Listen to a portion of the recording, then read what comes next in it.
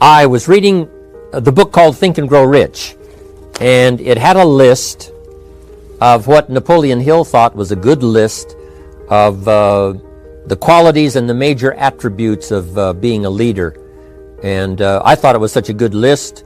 I made the list in my own notes, and now the purpose is for me to get my notes into your notes, to get what's in my head into your head, so that it won't stop with you, so that what we share here together today will be passed on. That's why I do what I do. I do take great pleasure in touching the people that I can see, shake hands with, say hello to, an audience that you can see. But I am also aware of the unseen audience that's being affected by whatever we do. So now I've got a chance to do that. And I think the way for me to be effective with all of you today, and then you pass it on to many people beyond what I can see, is just an exciting opportunity for me. Now let me give you this list. It's a pretty good list. Napoleon said, number one, a leader needs unwavering courage. And I don't know if I totally agree with the unwavering part of this or not, because sometimes our courage does waver a little. Bend but not break. Courage mounts up, and then sometimes we have the doubts that creep in, and we reach a little deeper to find that courage that overcomes our doubts and our fears. So I would probably debate a little bit with Napoleon on this unwavering courage, because sometimes courage does waver. But as long as it stays, as long as in the end there it is to serve you, the courage to do what you didn't think you could do, the courage to step into territory that might be a little unfamiliar, the courage to talk to somebody you don't know, the courage to attempt conducting a meeting, the courage to give your first testimonial, the courage to, solve problems you couldn't solve before, that kind of courage. The courage to stand up when it's sort of dark in your corner, the courage to do it when it isn't going your way, seemingly. The courage to try to have a good day in the midst of a bad day. That kind of courage. Wavering a little at times, yes, because we all have doubts that attack us. We all have small fears that creep in. That is the nature of life. But that's what faith is all about. That's what courage is all about. To serve us when our doubts will not serve us well. Faith to overcome fear, and courage to overcome our doubts. But that is a good quality, a good attribute for a leader, and that's unwavering courage. Second, Napoleon said self-control. That, of course, is the very essence of life itself, is self-control. Because we all have this warfare going on. It's going on in the world, the warfare between liberty and tyranny. In our own body, the warfare between health and illness, the struggle is on. The struggle between light and darkness, the struggle between good and evil. I call it opposites in conflict. And as soon as you're born into the world, as soon as you find yourself and discover yourself on this spinning planet headed somewhere, you know that this exists. To be a civilized society, we must drive the dark side of our nature into a small corner and let the positive side flourish. Early, we must learn to exercise self-control. Power is a wonderful thing, but it must be exercised properly.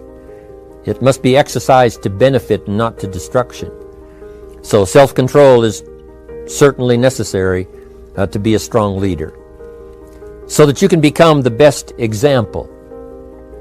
The example of having your temper well managed, to having that dark side of your nature under control. The best example of choosing wise words and not being careless, that kind of control. Control of your appetite, control of your desires, so that they fit into the positive side of life and not the negative side. Self-control, very important. Then he said a leader must have a keen sense of justice. How very true. Justice we become familiar with, even when we're small. When certain things that happened or were done to us that we something told us that wasn't right. Someone did us wrong. We have that sense of right and wrong, and it starts very early. Then we have to have that sense of utilizing what's right and what's wrong so that we develop this sense of justice, this sense of being fair, this sense of being on the positive side, on the right side.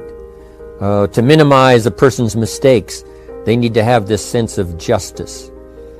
We have to have justice when we're building an organization. You know, what's fair, what is a good balance.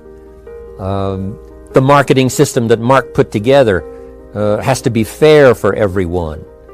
If you have a customer and you take care of that customer, someone else cannot come along and take that customer. The same is true with the distributor. Certain rules and regulations so that all of us have a chance to fit within this framework of fairness, justice, and what's right. Otherwise, enterprise cannot work. Otherwise, we have what we call in a political sense anarchy, where there is no justice. When might is the order of the day, power is the order of the day, not the law, not the rule, not what's right, but power. And we would all dismiss that. It's been a catastrophe in the last 6,000 years, the governments that resorted to power instead of democracy, that resorted to intimidation instead of freedom. And we all know the terrible toll that takes. But it takes a toll not only politically in a country or politically around the world, but it takes a toll even in enterprise. It takes a toll in school if a teacher is unfair. It takes a toll in working on a team where someone is unfair or where the leadership is not fair in the administration of justice. So this is true. A keen sense of justice and what's fair and what's right. Part of this we have to learn as we go. You know, you don't have it all the first year. You haven't got it all the second year, the third year. After all the years that I've, been around, both as a human being and as a business person, we're still, even at these years, trying to decide what's best, what's fair, what's right, to give balance to our life and to build on a firm foundation for the future. So I agree with Napoleon. Good idea. A sense of justice. Here's another one, he said. Definiteness of decision. Indecision is the thief of opportunity. If you don't decide, the opportunity could slip away. If you don't decide what you're going to do today, the day could get away and you're not very effective. I talked about in my recent travels about time management. Here's one of the best ideas of time management. Don't start the day until you have it finished. Is it possible to finish the day before you start it? And the answer is yes. If you don't finish it to the best of your ability, have some idea, some good plan, sure enough, the day escapes. And in the morning you say, let's see, what should I do now? In the afternoon you say, hey, time's getting away from me, what should I do now? And now most of the day is lost. Most of the day escapes not being utilized and doesn't work for you simply because you didn't make those decisions early, at the early part of the day. The decisions we make in the early part of our life sometimes last for a lifetime. The early decisions that you make about what you're going to do with your life as far as Herbalife is concerned, those decisions are vitally important. If you neglect them and don't make them, sure enough, the time passes and the opportunity sometimes is diminished. And sometimes you spend a lot of time now catching up simply because you didn't make those early decisions. So it's the decisions at the first of the day, it's the decisions at the early part of the month, it's the decisions at the early part of the year that greatly determines what kind of year you're going to have. The decisions you make in the early days of your marriage, sometimes those are the decisions that affect the marriage for a lifetime. The decisions you make at the first chance you see opportunity, those decisions, what you're going to do with it, how far you're going to take it, what it's going to be meaning to you in the years to come. Those early decisions are vitally important. Then we need decisions to correct poor decisions, to overcome our mistakes. It's possible, of course, for all of us to make unwise decisions. And at the end of 1 year, at the end of 1 week, 1 month, or at the end of a few years, we say, that decision cost me too much. Cost me a lot of time, cost me a lot of money, cost me maybe a good relationship, cost me a chance to be productive. But as long as you're alive, there's still a chance to use new decision power to correct the mistakes of decisions that were bad in the past. All of us have the opportunity to do that, but I think Napoleon was right here too. You got to be definite in making decisions so that the opportunity doesn't pass you by. Take advantage. Here's the next one. Napoleon Hill said, a good leader has definite plans. How important that is. And of all the years, I think, to cash in on Herbalife's momentum and make some plans for the future, this has got to be one of the greatest years. Herbalife in these 18 years now has created some incredible momentum, not only in opening up the countries, but momentum in the refinement of our marketing, momentum in developing new products, momentum in developing our support system. The key is now for you to make plans to ride on that momentum. Herbalife is like the tide that comes in, and the rising tide lifts all the ships, if they're in the water. If your ship and your boat is not in the water, even though the tide comes in that would lift all the ships, if yours is not in the water, then it doesn't benefit you. So here's what you should do. Have the same intensity to make your plans for the future as Mark Hughes has. As the President's team, Chairman's Club especially, make the plans for the Herbalife Company future, you've got to now make your plans. Don't let this momentum pass you by. Don't let this momentum go uncashed in on. Don't let it be like a lost cause for you. And maybe you've, because of the lack of plans, have lost a month or two, or you've lost a week or two, or maybe you've lost a year, and you were 10% effective instead of 100%. Now's the time to change all that and start making some plans. Your Herbalife plans, they're vitally important. You might as well cash in on the Herbalife plans for world expansion, the Herbalife plans for expansion within your country, the Herbalife plans for the expansion of the business, the incentives. Cash in on that, capture that, and say, I've got to have some plans that match Herbalife. Not necessarily match Herbalife in numbers, but that can match Herbalife in momentum, that can match Herbalife in cashing in on the opportunity, your plans for Herbalife expansion. You got to have some plans for your family, right? You got to take your family along. Don't leave them out. One of the challenges all of us have in making our plans is how to balance everything, to make sure that we don't regret at the end of a year, I spent too much time on that. I spent too much money. And then if you have, say, how can I not do that again? And construct some better plans so that you won't have any regrets at the end of a year to come, 5 years to come, 3 or 4, 5 years to come. Definite plans. The plans for the use of your money. One thing I've admired about Mark Hughes since I've met him all those years ago, once he started becoming successful, he had a splendid plan, not only for his personal success in terms of financial security, but in terms of the company. Because Mark has to look after the company and make sure that the company is secure, that the company has plenty of reserves, so that no matter what happens around the world, and when you're doing business in 37 countries, you can imagine what the challenge is to make sure the plans for each country are there, the backup plans, the financial plans, as well as products and opportunity and marketing. It is a challenge beyond comprehension to most of us, what kind of planning that takes in terms of trying to make Herbalife secure for the future. I described it in one of the summit classes as Mark takes the same pledge that the President of the United States takes, and that is to preserve and protect and defend the Constitution, says the President. But Mark has to preserve and protect and defend the company to make sure it's viable, not just in America where it started, but all around the world in each country. It's an awesome responsibility. But now for you, your plans to be financially secure. If you're starting to make some big money in Herbalife, I'm telling you, you got to have a good plan for your resources so that you find yourself secure regardless of what happens. I agree with Napoleon here. You got to have good plans. One more on plans, and that is the plan for your personal development. The plan to be better this year than last year. The plan to take the classes, attend the workshops, do everything you possibly can to show personal progress. Not just financial progress.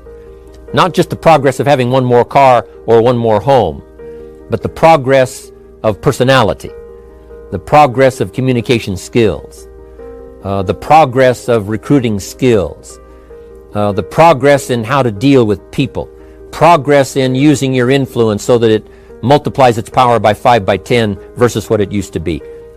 You need those kind of plans. A plan for personal growth, personal development. A plan to be all that you can possibly be in the years to come as you develop your Herbalife business and your life business and your family business. All of that. Got to have good plans. Next, Napoleon Hill had a good saying. It was something my father had and passed it on to me as a good philosophy. And here's what he said. A good leader has the habit of doing more than what he gets paid for. What an incredible philosophy this is. The habit of doing more than you get paid for. It's what we call the service that you put out like seeds in the ground that doesn't bring the harvest immediately, but the harvest is yet to come. It's called like putting out the capital in capitalism. Doing more than you get paid for means that you're getting ready for the next move up. Because if you do more than you get paid for, you've made an investment. The average person might think if I do more than the company requires, then they're ripping me off. I'm not getting paid for that extra time, that extra attention. But you must not view it that way. You must say, I'm getting there a little earlier, staying a little later, as an investment in my own personal future. Because I want that kind of reputation. I want that kind of philosophy to work in my life. Do more than you get paid for. And this philosophy works incredibly well in Herbalife. You make the Herbalife sale of the Herbalife products. Now you must do more than you've gotten paid for. Right? They've got the product, you've got the money. But you can't stop your investment there. Now you must develop the investment in time, effort, and energy in turning that new customer into a testimonial. And sometimes that's the most difficult work, the work after the sale. Because the sale might be fairly easy. Someone says, hey, I've been looking for this product, I need it, here's my money. But now you've got to stay with them, make sure they don't just buy the product, but that they use the product. And that they don't just use the product, they keep using the product. That's the work after the sale. But if you learn to make that kind of an investment and do more than you get immediately paid for, the payoff in the future can be fantastic. Because as we all know in Herbalife, what really pays off is not a sale of the product. What really pays off is a testimonial. A testimonial that gives you more sales than you can keep up with. A testimonial that takes you places you could never go by yourself, introduces you to people you'd never see on your own. That kind of investment is so powerful. So you do more than you get paid for up front. It's happened for me, making the investment.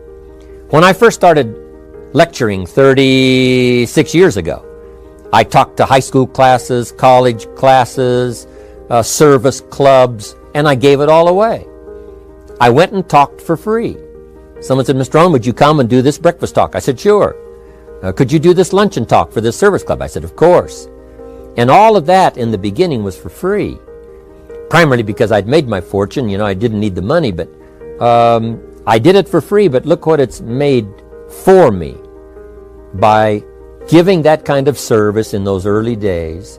And finally it led to business and led to an enterprise. And I was giving the seminar all those years ago here in Los Angeles, and Mark Hughes was in my audience. So what you don't get paid for, don't worry about that. Just render the service with the vision of the future that it'll come back multiplied if you have this kind of habit, this kind of philosophy. Next, Napoleon Hill talks about personality. You need a pleasing personality. There's many parts to your personality. One is your working personality. You know, the kind of behavior, the kind of attitude that you need, especially in the public. Some things you can kind of get by with being a little careless, maybe in private, but in public, where it counts so much in your paycheck, it counts so much in building your business for the future, your own personality. But here's what you also must remember. You develop your personality in private so that it serves you well in the public. Sometimes we get the mistaken idea, I can be careless with just these few and be more careful when I have 1,000. But see, that doesn't work that way. Careless with a few, sure enough, that will creep into your presentation for 1,000 people. Here's the best practice, and the Herbalife opportunity in our marketing systems gives you the best chance to do that. The influence you have one-on-one, that's what really counts. You say, well, I'm only talking to 2 people, it doesn't matter much. That's when it really matters.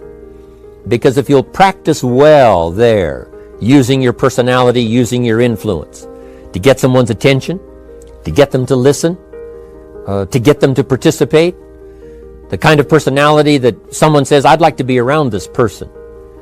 They're unusual. They're not like the average person I meet on my everyday experience. That kind of personality. But you've got to practice it behind the scenes. You've got to practice it one-on-one. And if you're effective one-on-one, 1-on-3, 1-on-5, I promise you, that will get you ready to now perform with the kind of personality, the kind of charisma that wins people when you're in front of 500 people, 1,000 people, 5,000. So this is a good point, working on your personality. Here's the best gift you can give someone, and that's the gift of attention. Attention is so powerful. When I was a young man, I met Nelson Rockefeller, one of the richest men in America at that time. He's gone now, but he was a unique individual, ran for vice president of the United States. And I had a chance to be where he was holding a press conference. And I got close enough so that when he walked out, I had a chance to step up, right, when security was not all that severe in those days. And I had a chance to put out my hand, shake his hand, and say, Mr. Rockefeller, my name is Jim Rohn. And what I remember most was the attention he gave me. With the lights of the cameras around and everybody all around, he looked right at me and said, Jim Rohn, where are you from? I said, Idaho. He said, I really like Idaho. It's one of my favorite states in all of the country. And for just a few seconds, he gave me his attention, shook my hand. I'll never forget the handshake, right? One of those multi-million-dollar handshakes. But I'll never forget that personal attention he gave me, just for a few seconds. It was powerful. Made an impression on me that's lasted until this day. That's why I remember to tell the story. So, same thing you can learn to do. Utilize your personality, utilize your influence, give people the gift of attention. Here's the rest of my list now as we finish up. Next, Napoleon Hill said a leader needs sympathy and understanding. We have to develop that early in our lives. All of our lives, we have to look at those that are less fortunate than we are. Those who need a helping hand, and especially now we learn to look at those who need an opportunity, those who need a change in their health, those who need a change in their life and in their lifestyle. It's this kind of sympathy and understanding that drove Mark Hughes to construct the company. It took that kind of understanding, that kind of sympathy, that kind of deep emotional feeling. Then Mark understood what it meant to be poor. He understood what it meant not to have. He understood what it meant to be short on finances, on resources. He understood what it meant to lack, a full formal education. He knew all of those lacks. And instead of crying about it, he said, what I will do is change it for myself, and then I'll help other people that have the same challenge. Lack of education, lack of the money, lack of the resources, lack of good health, faced with all kinds of difficulties they can't solve. I'll get mine solved, and then I'll be strong enough and have the skills to where I can help other people. That kind of leadership quality is so powerful. that kind of understanding. Here's the next one. A leader must have, Napoleon said, a mastery of the details. How very true. All can be lost with just a couple of missing details.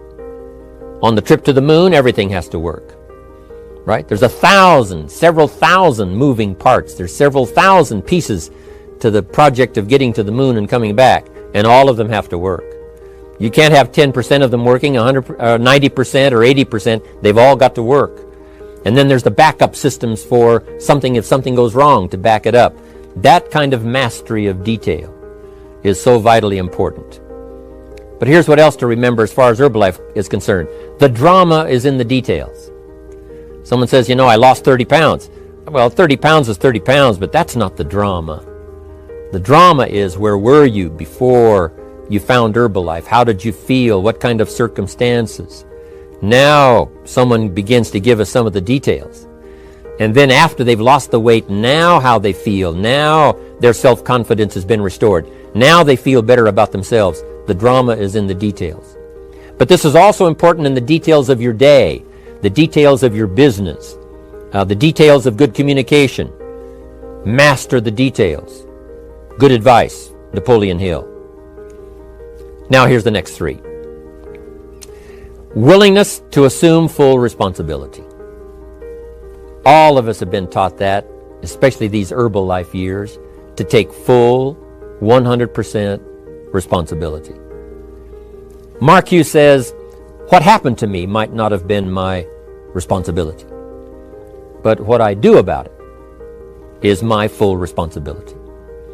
I've had some people did me wrong.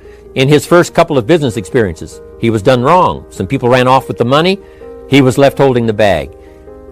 But he said, that's what happened. And I was not responsible for what happened. But I am responsible for saying to myself, now, what am I going to do about what's happened? If a hailstorm destroys the farmer's crop, he wasn't responsible for that. But his responsibility now begins when the hailstorm is over, when he asks the question of himself, what should I do now? Now that this catastrophe is over, now that the damage is done, now what should I do about it? And a philosophy I've taught all these years, it's not what happens to you that determines your future. It's what you do about what happens that determines your future. And this is a major part of it, accepting full responsibility. If you've got an organization, you're conducting meetings, and you're the leader, the responsibility ends with you. Someone else may mess up, make some mistakes, still your responsibility. Some things over which you have no control, understandable. But what you do about it now, how you fix it, the diplomacy you use, the strategy you use, that's the kind of responsibility now that depends on you. Also, you've got to be responsible for your future. Nobody's going to fix it. No one else is going to design it. No one else is going to come along and say, hey, I will make sure it all works well for you. You've got to take all the input. You've got to take all the testimonials, all the teaching, all the training, all the influence. Then you've got to have the responsibility of designing your life. You can design a life of prosperity, or you can design a life just to coast and get by. The responsibility belongs to you. Now here's the last two. Next is cooperation. One of the great things we learn in Herbalife is how to cooperate so that we take advantage of each other's ideas, we take advantage of each other's input, we take advantage of each other's enthusiasm, we take advantage of each other's testimonial, and we take advantage of each other's willingness to grow. That kind of cooperation has built Herbalife. In those early days, Mark got the group together. Jerry Shatanovich, Doug Stuntz, the rest, and made some plans to cooperate. Said, no telling what kind of powerful meetings we can have if we work together. No telling how many people we can affect, even right away, if we work together. You do this part, you do this part, I'll do this part, we'll make it work together, and we'll get the ball rolling. There's an ancient phrase that says, if two or three agree, nothing is impossible. If they agree on the same project, if they agree on the same vision, if they agree on how to get there, I'm telling you, nothing is impossible. Nothing can stand in their way. Just two or three. What's exciting about Herbalife is now we have more than 2 or 3. The president's team now is well populated. Even the chairman's club is growing. The millionaire team is awesome in its numbers as well as in its power. And the cooperation between all of us on the tabulator teams, as distributors, home office, support staff, 15th floor, wherever we come from. If we cooperate, there's nothing we can't do. There isn't anyone we can't touch. There is no country we can't finally get to with this incredible story. Cooperation. That's why I'm here, wanting to do my part, HBN, send out some ideas, give you some notes to take, something to think about and ponder, something to talk about with the people that you associate with and are building your business. That kind of cooperation is going to make this a powerful year. It'll get us to the 2 billion, 3 billion, 5 billion. But it'll get us to much more than just those numbers. It'll get us to a place of honor, respect, prestige, influence, feeling good about ourselves for the hard work that we're doing, cooperating with each other. I want to cooperate with you, helping build your business. All of us cooperate with the support system of Herbalife. We're on our way. We will have the billions. We'll have the stories. We'll have the experiences. Now here's the last one. Napoleon Hill said, a major attribute of leadership is vision. Vision is in many parts. One, a vision for your own course to follow. A vision for you, for yourself. A vision for your financial future. A vision for your health. A vision for your wealth. A vision for you to latch onto and make something out of. A vision for your family. Because vision must now lift others as well as ourselves. Guess what our family is counting on? That we'll be able to see things that at first they cannot see. That we'll be able to look further into the future than perhaps they will be able to look. The same is true with your organization, the people that are around you. They're counting on your vision. Perhaps you've been there a little longer than they have. Maybe you've been there a lot longer than they have. And they will look to you to help them see things that they can't see in the beginning. And if you will do that, develop that attribute of leadership, I'm telling you, you'll have such a dramatic effect on your organization, it will be unbelievable. A vision for yourself, a vision for your family, a vision for your organization, a vision for the people that you're close to. The old prophet said, without vision, we die. We perish. Unless we can see into the future, life loses its meaning.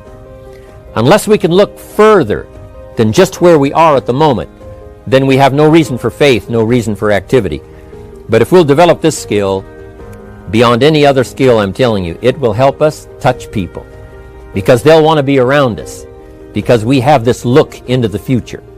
Not only the short-range vision of what we're going to do this week, this month, this year, but the long-range vision like Mark has, taking us to the 5 billion. You can have a vision that will take your organization into the future and bless everybody with success.